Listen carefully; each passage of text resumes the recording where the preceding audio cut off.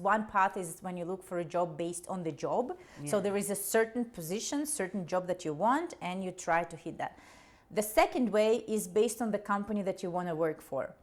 Both of them are awesome.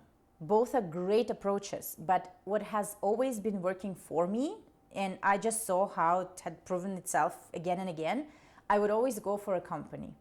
And I would always see, okay, how can I fit myself into it? And then once I have my foot in the door, how can I actually apply my area of expertise in this organization? And that's what I have been doing. So I came for an interview, and I don't know how the universe works, but it was something that just worked perfectly for me. It was very entry-level job. But so there were two sides of that. On the one side, I was very, very excited, because I couldn't really work many hours because we were students, full-time students, right?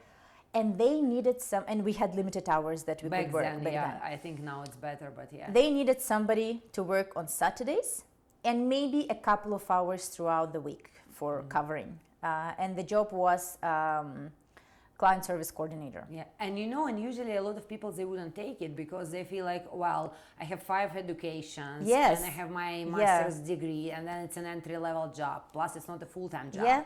You have to work on Saturdays, Yes. right? So a lot of people, like, they don't love it, but not you, right? So, and it this just is, worked. I think, a great example. Yeah, but in my case, it really worked because in terms of the schedule, Saturday perfect. I can work throughout the week. The school is very busy. I can really work on Saturdays, and Saturdays usually pretty quiet. It's kind of half day and a couple of hours here there during the week. The job itself, yes, it was very entry-level position, and I would lie if I say I didn't care at all.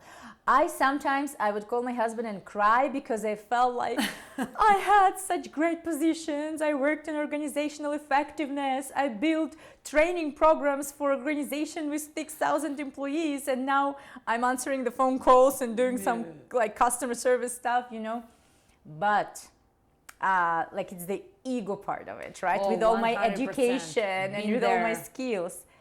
But I have to say the biggest challenge for me in this job was answering phone calls.